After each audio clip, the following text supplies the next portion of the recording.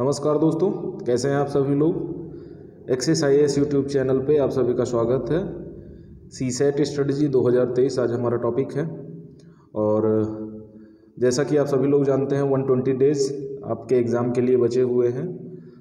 आज 26 तारीख है, 26 जनवरी, और 28 मई को आपका एग्ज़ाम है। और मैं आशा करता हूँ आप लोग अपनी तैयारी में अपना मन लगा रहे होंगे, अच्छी तैयारी कर रहे होंगे। खासकर हिंदी मीडियम में स्टूडेंट जिनका प्री नहीं हो रहा है, चाहे वो GS फर्स्ट पेपर की वजह से हो या CSET पेपर की वजह से, सेकंड पेपर जिसको हम लोग बोलते हैं, तो दोनों पेपर की, पहले पेपर की मैं स्ट्रेटजी आपको बता चुका हूँ। आज हम CSET पेपर को डिस्कस करेंगे। और सबसे बड़ी बात है, देखो एग्ज़ाम में जो GS फर्स्ट पेपर है ना, वो लगभग 70% सिलेबस से लगभग आपका क्वालिफाइंग नेचर का हो जाएगा, यानी आप 110 नंबर तक टारगेट कर सकते हैं। तो जो स्ट्रेटजी मैंने बताई है उसको आप एक बार देख सकते हैं। अगर अच्छी लगे तो वीडियो को शेयर करें, लाइक करें और चैनल को सब्सक्राइब करें, जिससे मैं आपकी और मदद कर सकूं। दूसरा है जो हिंदी मीडियम में ठीक है, हिंदी मीडियम स्टूडेंट की जो CSET में सबसे बड़ी प्रॉब्लम है, वो एक्चुअल में प्रॉब्लम नहीं है, वो हम लोगों ने स्वयं बनाई है। मैं जहाँ तक मेरा यह मानना है कि सेकंड पेपर में 20% सिलेबस को उठा लो, है ना, और उस पर ज़्यादा से ज़्यादा प्रैक्टिस कर लो, तो आपका 75% के आसपास सिलेबस कवर हो जाता है। ठीक है, देखो 3 मेजर टॉपिक इसमें रखे गए हैं, मैथ, ठीक है, रीजनिंग और रीडिंग कॉम्प्रिहेंशन। बस ये मात्र 3 टॉपिक ऐसे हैं जिनसे लगभग 20 के आसपास रीजनिंग से क्वेश्चन आते हैं, 25 से 30 क्वेश्चन के आसपास मैथ्स के आते हैं, और बाकी 30 क्वेश्चन, 27 से 30 क्वेश्चन के आसपास आपके रीडिंग कॉम्प्रिहेंशन के आते हैं, है ना।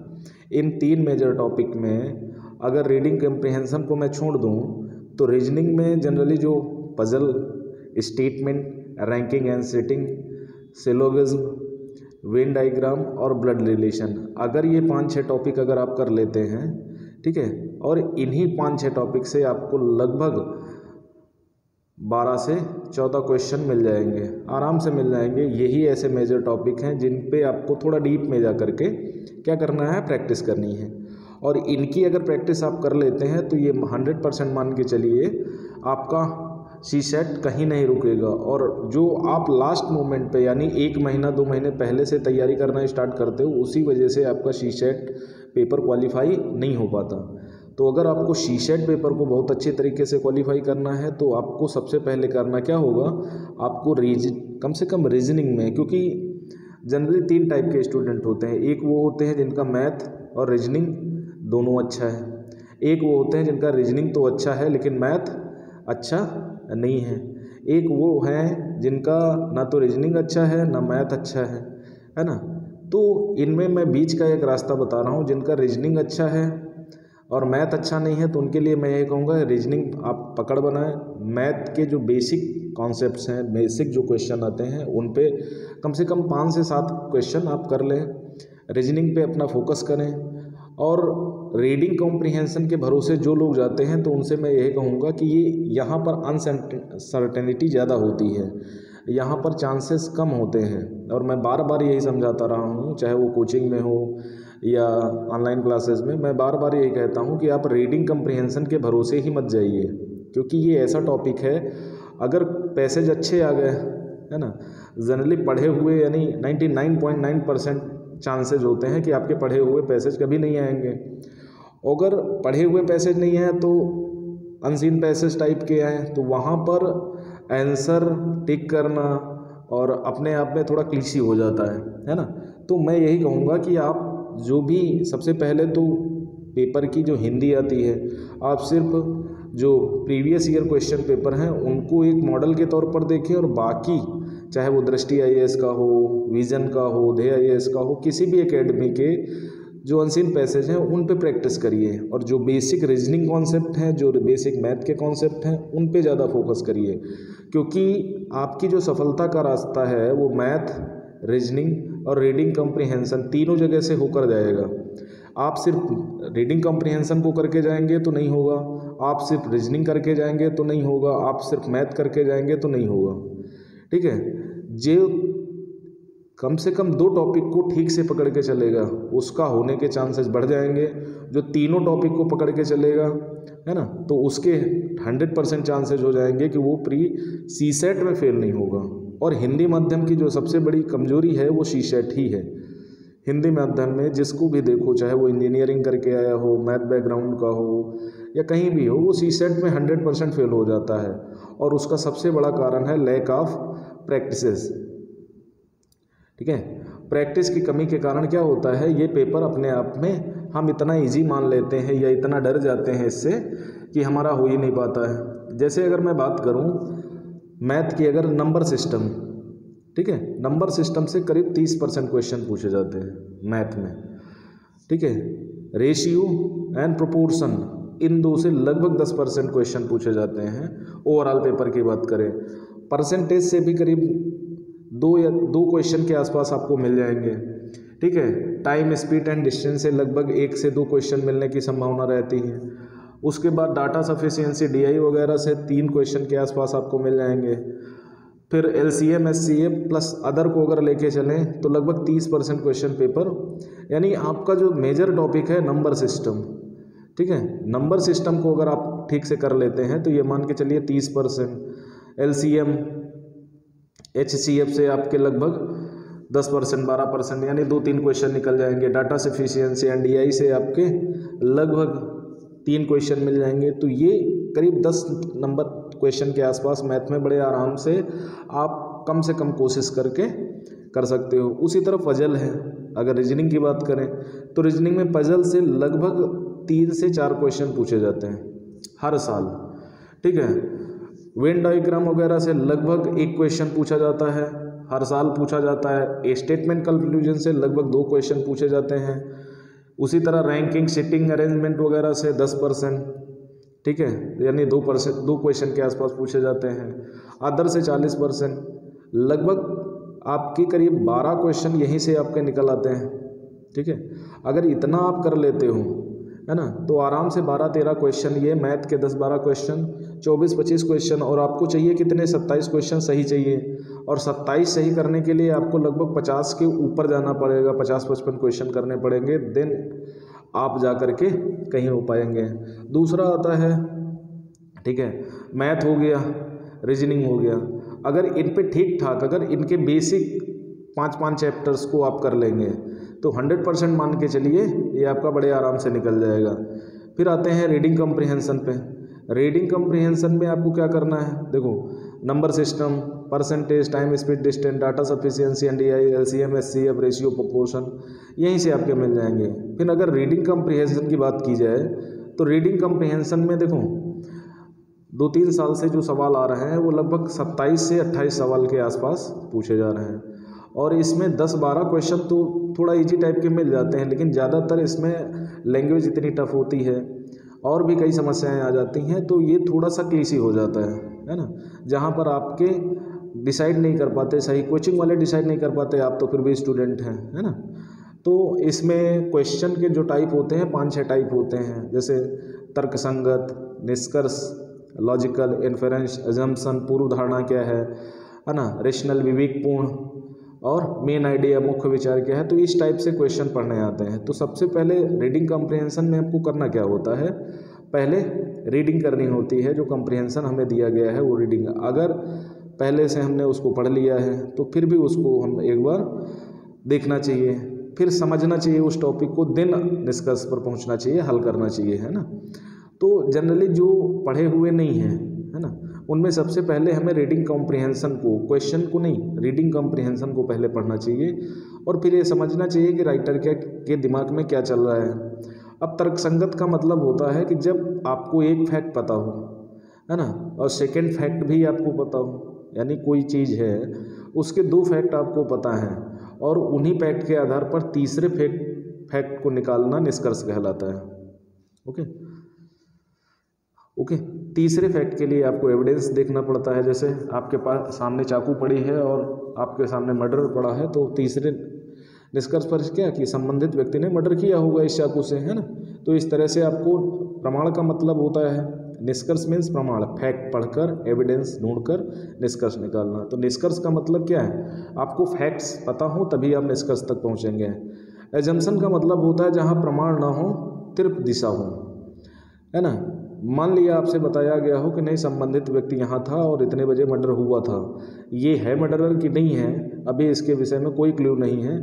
तो उसी तरह जैसे और भी चीज़ें हैं, जैसे आपने दोपहर 2 बजे किसी के सामने अपने घर पे जाएंगे, अगर मिलते हैं तो वो आपसे खाने के लिए पूछेगा, ना कि चाय के लिए पूछेगा, नाश्ता नहीं पूछेगा, क्योंकि वो जानता है कि 2 लंच का टाइम होता है। और इतना कॉमन सेंस तो होना ही चाहिए। एजम्पशन का मतलब होता है जहाँ पर प्रमाण ना हो, एक कॉमन सेंस के आधार पर आपको निष्कर्ष निकालना हो, ठीक है। आई बात समझ में? तो ये आपको पता होना चाहिए। उसी तरह लॉजिकल का मतलब होता है तर्कसंगत, है ना।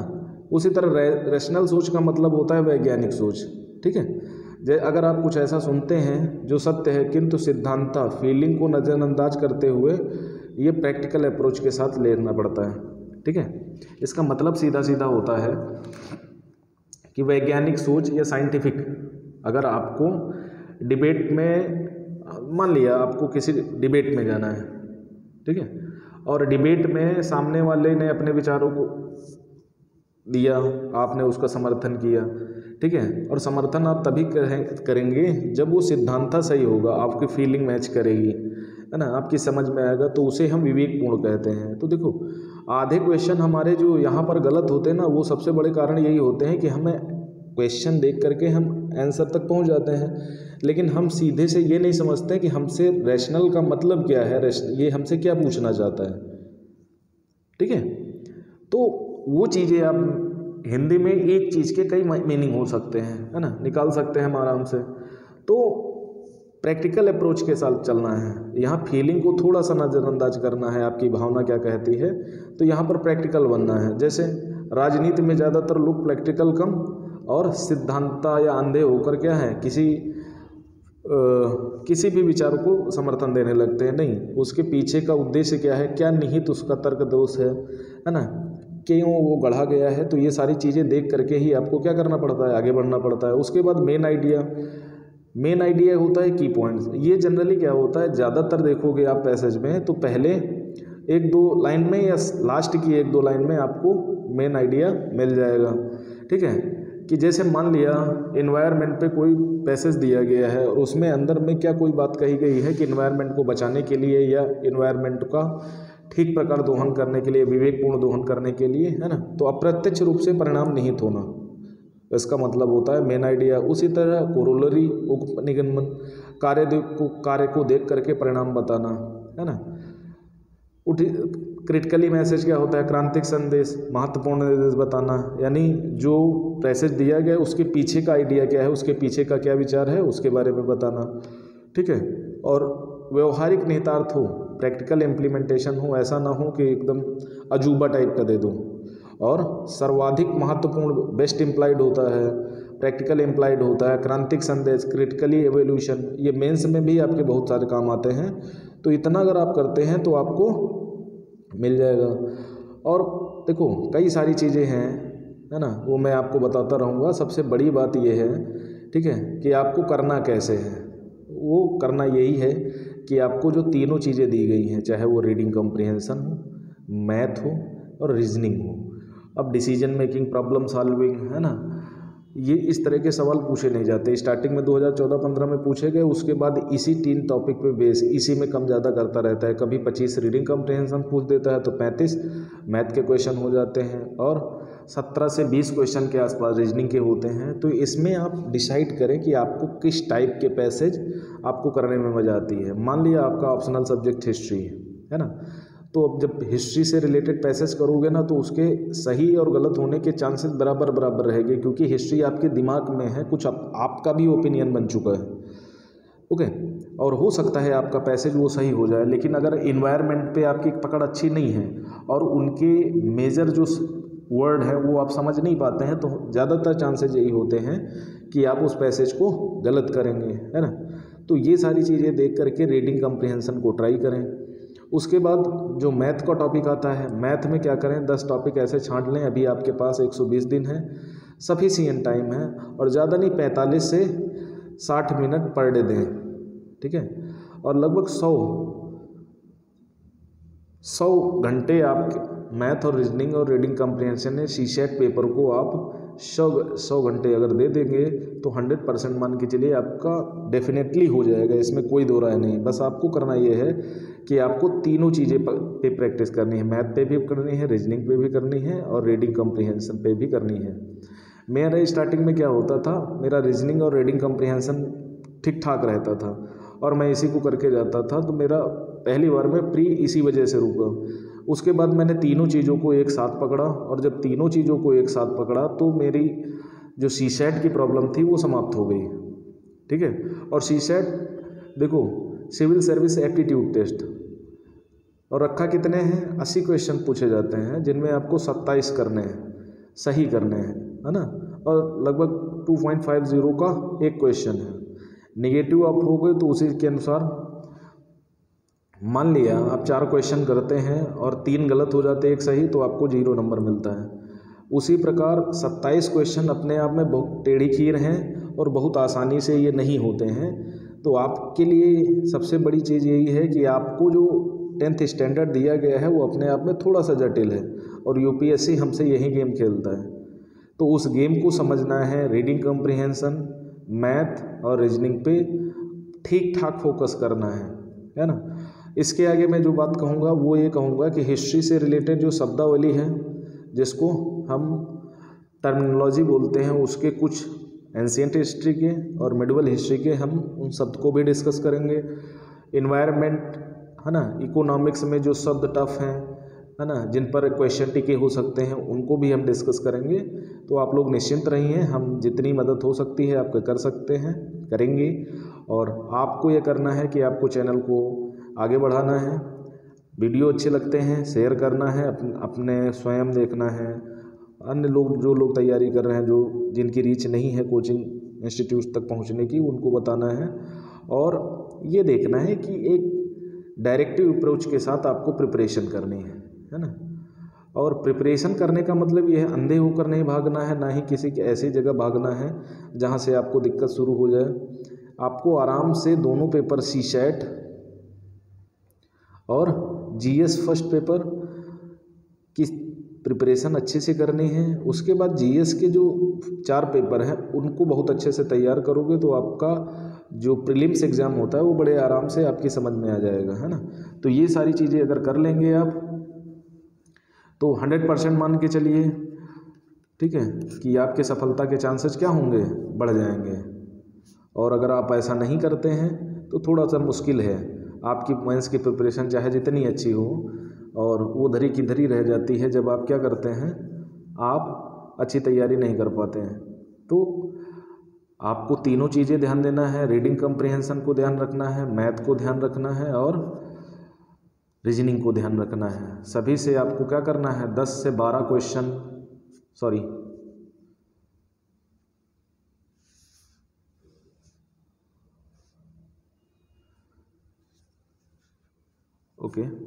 आपको 10 से 12 क्वेश्चन क्या करना है, आराम से तीनों टॉपिक से करना है। ओके, और इतने क्वेश्चन अगर आप कर लेते हैं तो आप ये मान के चलिए आपके लगभग 40 क्वेश्चन के आसपास, और थोड़ा बहुत घटा बढ़ा सकते हैं। मान लिया रीजनिंग आपको अच्छी मिल गई और आपकी पकड़ में है तो आप यहाँ 15 तक कर सकते हैं। मैथ इसी तरह आपकी अगर बेहतर हुई तो यहाँ भी 15 कर सकते हैं। उसी तरह रीडिंग कम्प्रीहेंशन में बढ़ा सकते हैं। तो ये मान के चलिए आपको 50 से 55 क्वेश्चन को लेके चलना है कि इतने क्वेश्चन हमें जाने हैं और लगभग 35 क्वेश्चन तो हमें सही करने ही करने हैं, ठीक है। तो बातें 36-35 क्वेश्चन के आसपास आपके सही हो जाएंगे और कुछ लो हैंगिंग फ्रूट आपको मिल ही जाएंगे, ठीक है, जिन पे आप ठीक ठाक मेहनत करके उनको बड़े आराम से कर सकते हैं। तो इतना कर लोगे तो आई एम श्योर कि आपको पीछे मुड़ के नहीं देखना पड़ेगा, आप बड़े आराम से क्या करेंगे, इनको कर ले जाएंगे। और इसका कहने का मतलब ही है मेरा कि भाई आपको मेंस ने आपने बहुत अच्छी तैयारी कर रखी है, ठीक है, लेकिन प्री आपका बार बार हो नहीं रहा, बेइज्जती आपके ऊपर से हो रही है, तो वो सारी चीज़ें छोड़ करके आप आगे बढ़ें और जो बेसिक चीज़ें हैं कम से कम उनको तो तैयार करें। क्या मुँह लेके यूपीएससी में जाएंगे कि आपने तुक्का मार के पास कर लिया यार, है ना। तो वो चीज़ें सब छोड़ें, सीरियस हो जाएं थोड़ा। 120 दिन के आसपास आपके पास बचे हुए हैं, 120 डेज के आसपास, है ना। तो इन पे थोड़ा सा प्रैक्टिस करें और आपका प्री आराम से हो जाएगा। Okay, thank you very much.